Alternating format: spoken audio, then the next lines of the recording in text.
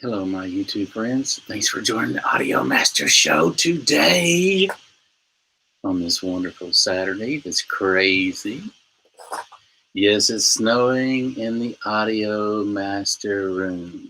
Isn't it crazy the weather we've been having lately? I don't know about you guys, but it's been crazy here in the Big B in Texas. If you haven't hit that subscribe button, go ahead and do so now. It should be right down the snare, like a snare drum.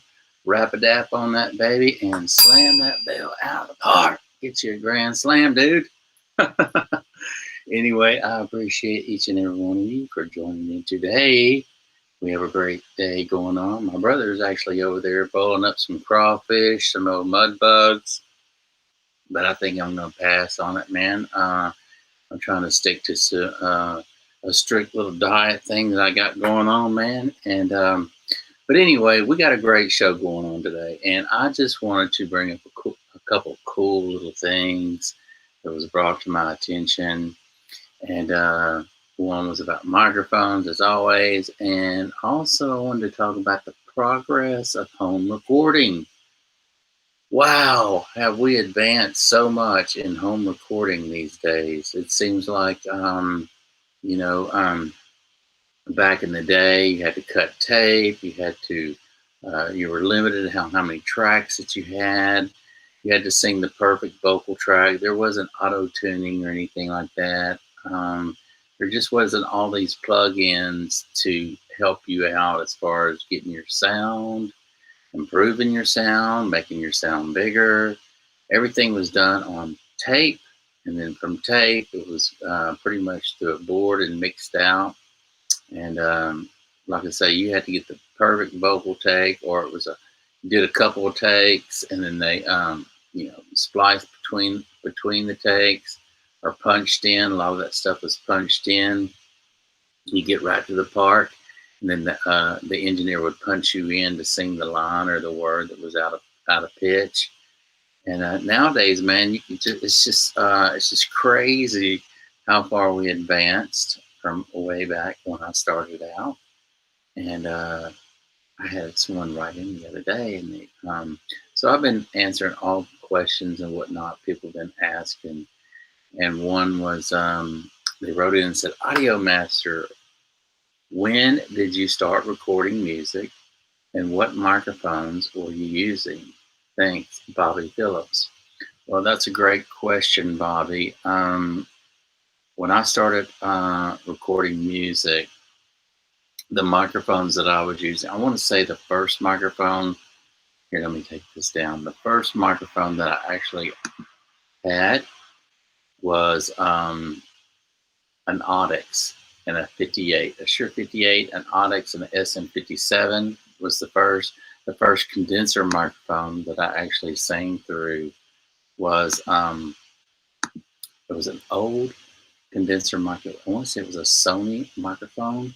And the first time I sang through that microphone, Bobby, it just floored me because I never sang through a condenser microphone before.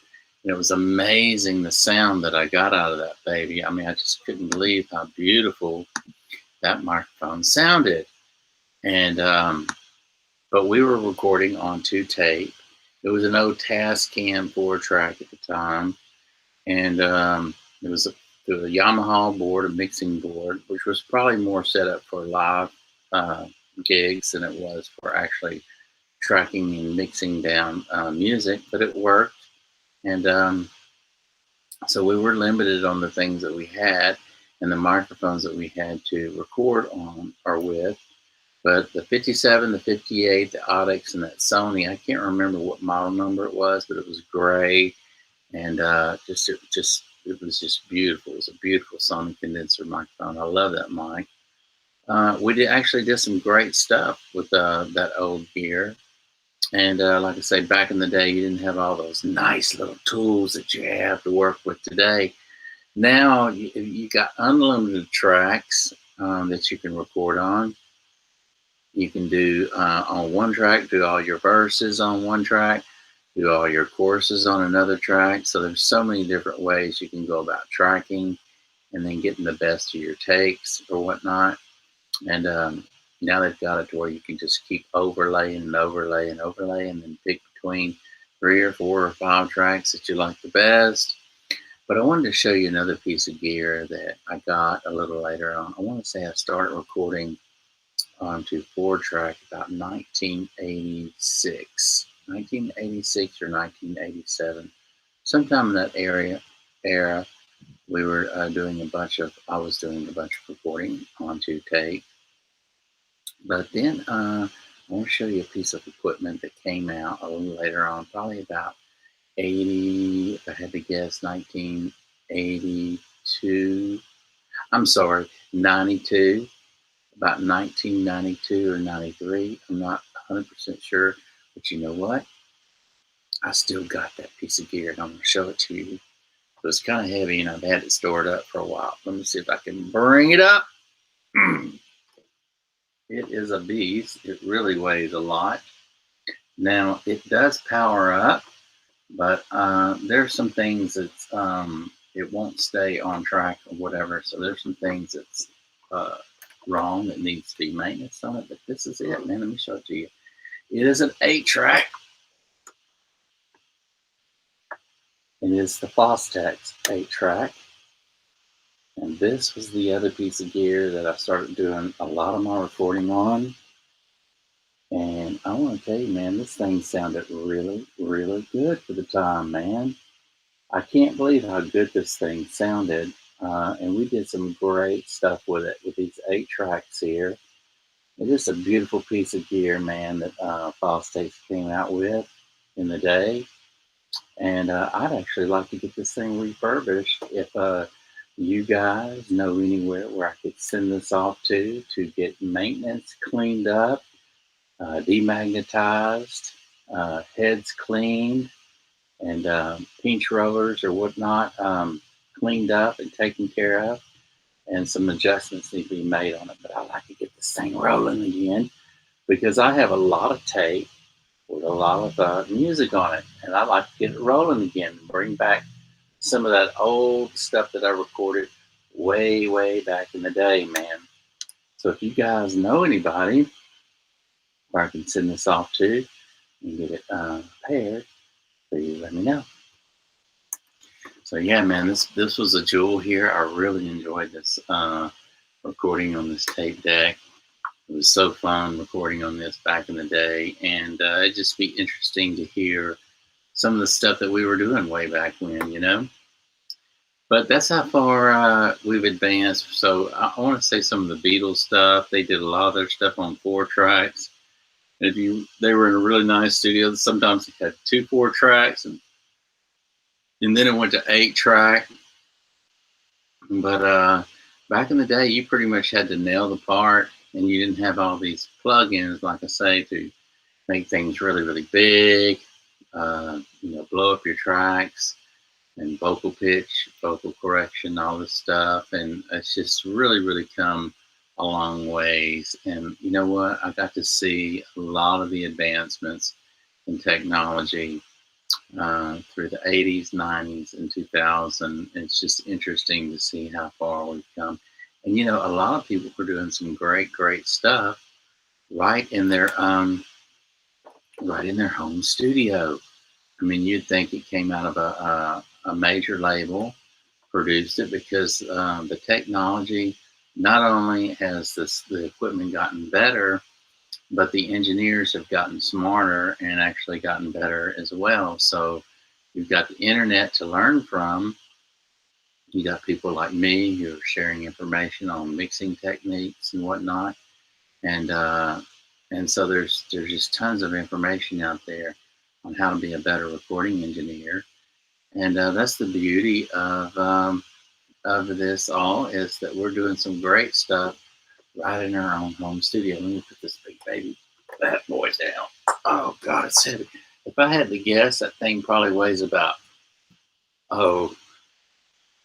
if I had to guess, that thing probably weighs about between 60 and 75 pounds.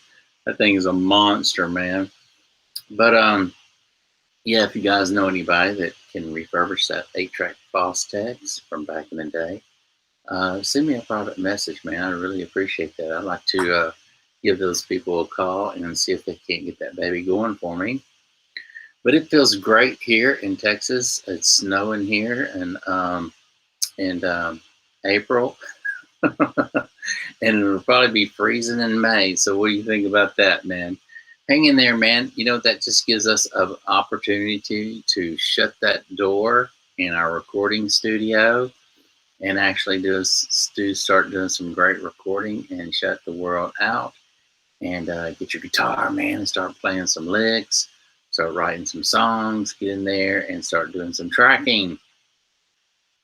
But I've gotten used to listening to everything in the digital world now, and so it'd be interesting, like I say, to get that tape deck going again and start doing some tracking on that just for fun, just to hear how that old analog stuff sounded. Just really had that nice, pleasing sound. Would be really kind of cool too, is to get it working and actually do some tracking on it, and then dump it down onto the digital medium, and then add the plugins and do whatever correction I need to do, vocal pitch or whatever from there. So I'm excited, and I'd like to, like I say, get that baby going, man. Ah, golly, man, it's freezing. I need to put on a jacket in here. Anyway, I hope you guys are doing great on this Saturday, man. It's such a beautiful day. I didn't even know if I was even going to get on here today. But I said, well, why not, man? Why not just come on here and hang out and see what's going on, and just reach out to you guys. And I wanted to reach out to Bobby. You had asked what microphones I started using. I'm live, Robbie. Let me get back with you. Okay, I appreciate it, man. Thank you, Rob. Good buddy. Bye. Anyway, that was my brother right there, and saying that the mailman had brought my workout shorts that I ordered. I've been waiting for these shorts, man, and I told him to keep a lookout for me, man, because the mail's been running late these days. I don't know what's going on with the mail. The banks are shorthanded. It's hard getting in line. I went to the bank and I said, literally, and it never fails. I always get in the line. That's the slowest line. So, I said, any, mini, money, mo today. So, well, I'm going to try this first line because that seems to always roll faster. And I usually always go the last line. Get in the first line, and it's the slowest one. I mean, I'm like, are you kidding me? Okay. Now I need to show my patience and be patient. So I waited and waited, and you would have thought they were writing out their death certificate in the line. So I was like, okay, I'm done with this. I'm gonna go inside. So I was able to back out of there and move on around to the other side, and I was like gonna go inside, and there was a line in the door. They were only letting so many people in at the time. I said, oh my gosh, it's time for me to go, man. I need to go make a show. I need to go do a show and hang out with my friends on the Audio Master Show, man. So I didn't even bother with making my bank deposit this morning. And just a crazy world we're living in right now, man. So it's a great time for us to lock the world out and to get in our recording studio and find our old gear that we used to record on, like this piece right here, man. And, if it still works, crank it up, power it up, and see if you can do some tracking on that old reel-to-reel. Or remember those old little, I want to say there were 4 tracks, but they were on little tape machines. Not 8-track, but cassette tapes. You put a cassette tape in there, close the little hood on the top. It's a little 4-track, and you could do tons of recording with that little thing. Real portable. I mean, they were light. You can carry them anywhere and do any kind of recording with them. I used to have a little Tascam that I loved, and I regret selling that thing because I used to put the TDK cassette tapes in there. Those were the best ones that you could buy. I actually had this dude sitting in a chair like this, and he had some audio speakers in front of him, and it just showed him getting blown away with his hair blowing back, And anyway, those were the best tapes to record on, man. And TDK, yeah, TDK's TDK2 or something like that. I want to say they were the TDK2s. And I just remember doing some great stuff on those old 4 tracks, man. You could sit there for hours and hours and hours, to get your part right or get it right, sounding good. And they actually sounded pretty good because it went right to that tape. And anyway, it was just a lot of fun. We did some cool stuff to that. And but yeah, the advancements in audio, the audio world is just really, really crazy because of the fact that how far we've come and the beauty of it. You can pretty much the stuff that we can get today online. Um, who would have thought that we could just go online and get it, you know, get it sent right to us what we need. Place our order on even Amazon. Amazon carries everything that you need. If you need this Shure SM7B microphone from Amazon, just get on there. 3 days, you got it at your front door. I mean, isn't that crazy? The advancements that we've come to. Anything that you want, that R44 ribbon microphone, those speakers up there, anything you want, you can get from Amazon. You don't have to deal through a musical company to get your stuff. And these days, those musical companies really don't cut you any deals anyway. And your local music stores, they're hardly, they've got to go up on their prices too. So it's like, it's a catch-22. Do you want to support your local businesses, or do you want to buy through Amazon, or what do you want to do? Because either way, um, you know, I went to the local guitar place over here in Beaumont, okay, and went in there and wanted to get some gear. They didn't have to. They were going to have to order it from Houston. So I was like, okay, well, how long is that going to take? Well, it'll take a couple of days. Okay, well, so it'd probably be faster if I just get on Amazon and then order it and it'll be sent right to my door, and I won't have to drive all over town or wait or drive back here to get my material that I need. So a lot of times it's just better just to get online, order it, no hassle, no burning gas, no doing nothing. Have them send it right to your door, man. Signature confirmation. It's a done deal. The advancements. The advancements that we've made in the audio world. What a beautiful thing. I love it, man. I love it. I love it. I love it. So I've got another piece of gear. I've got some Eventide that was back ordered that never made it in. And one of those things. But I knew that it was going to be running late. They told me it was going to be back ordered whenever I purchased it. So I've got some other gear that's coming in. I can't wait to get because I want to get in here in the studio and start doing some recording. I had sent some of my other tracks off to a friend of mine, Dennis Riva Viniera, and he was going to do some playing around with some of my tracks. I'm like so excited about that Dennis has got his hands on this stuff, man. And I can't wait to see what he can do with some of it, man, to make some of my recordings come to life. I actually had them and another guy took out of here and then sent me the files to my computer. So it's going to be interesting to pull those back up and to actually get some great mixes out of them. So yeah, I'm excited, man. We got a lot of great things going on in May that's coming up. The new Audio Master t-shirts that are coming out, they're going to be black and neon yellow. And so we've been doing some giveaways with them, and I've also been giving them away to people who have subscribed to the channel and been with me for a while and continue to participate. I appreciate each and every one of you. All of you are important to the Audio Master Show. Also, if you haven't joined the Facebook group, Audio Master, please do so.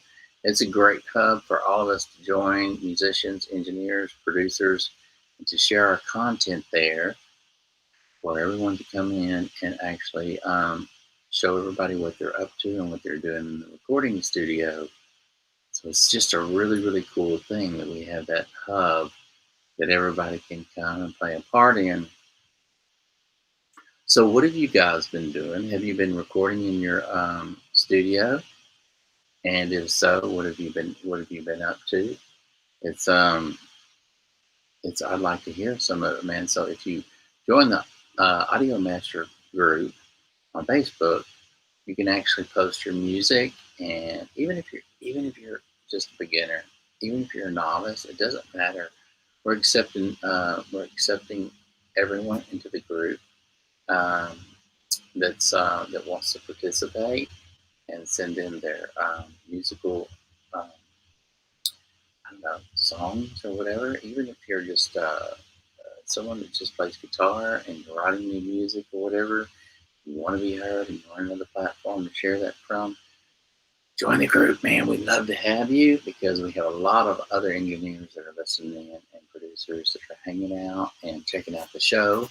Also, I'm going to be doing a lot of live interviews on engineers, Dennis, Steven, and other musicians. So that's going to be really, really cool to actually bring these people in and share uh, their knowledge and then where they started in the recording business as well.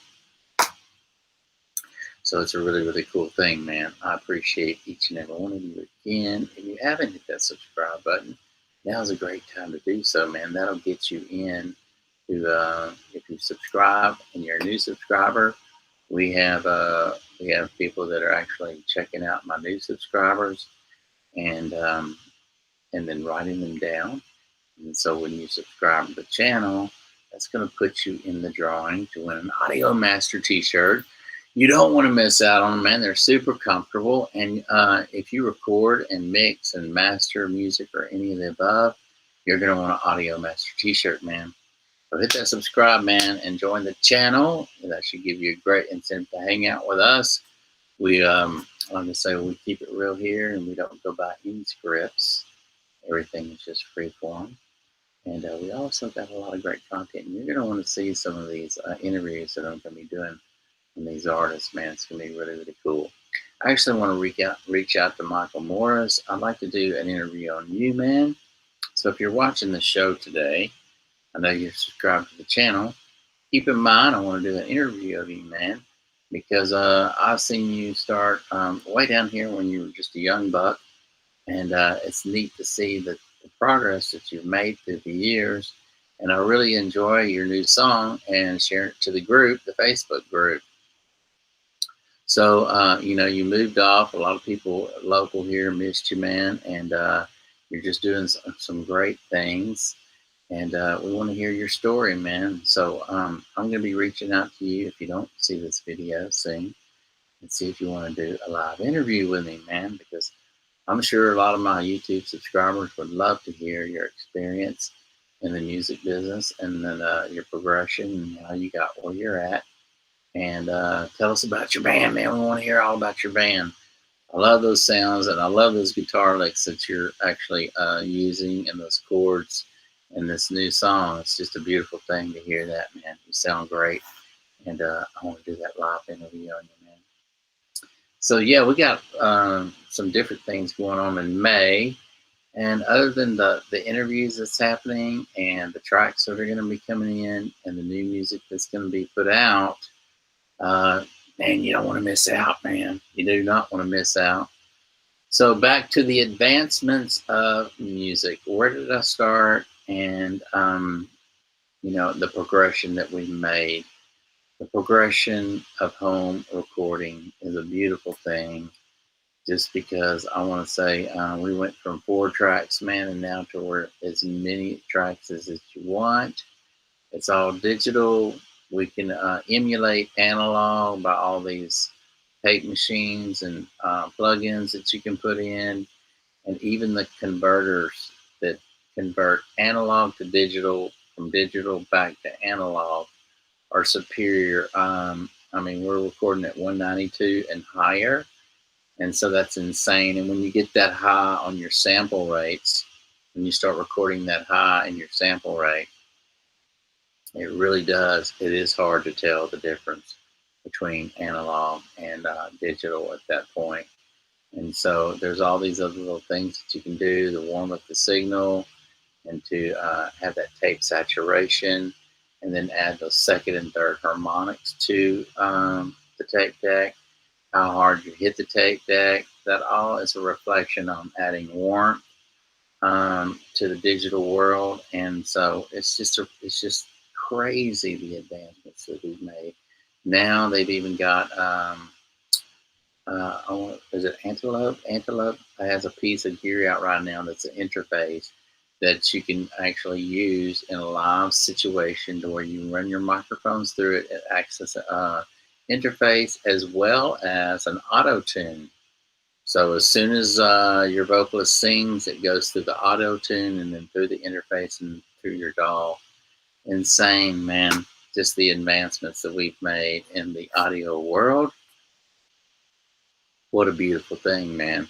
And you know what?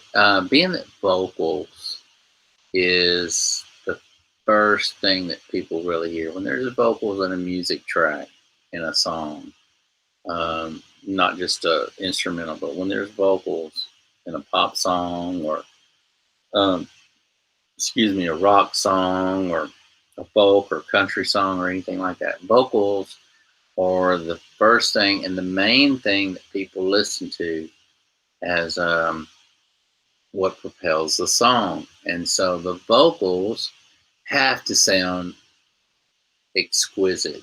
The vocals have to be the best and have to just sound perfect. You can't be singing out of tune or anything like that. So everything has to be perfect with the vocals. And I'm so glad to see that now we have with vocal pitch and things like that in real time. It's going to pitch correct and do a beautiful job, man. What a neat thing.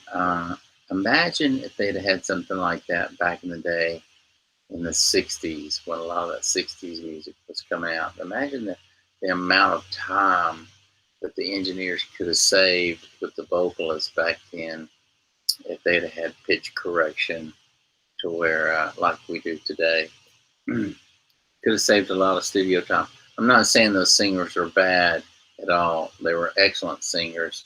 I think people like Jim Morrison and this goes on and on and on and on and on. Hart, the great singers that we had to listen to. But just imagine even that if they would have sang a vocal track and nailed it the first time if they had pitch correction.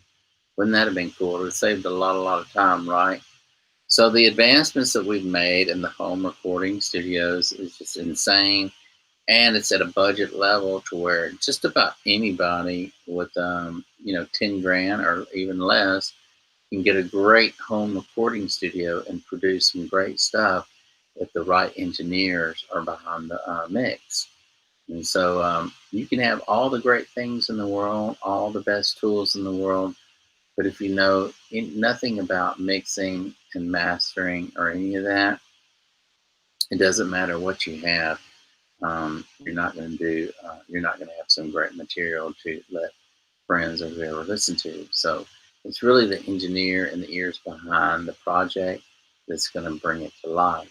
Also, another thing, if you have a bad song and the song isn't a good song, it isn't a well-written song, it doesn't matter if you have the best singers in the world singing that song, it's still going to be a bad song.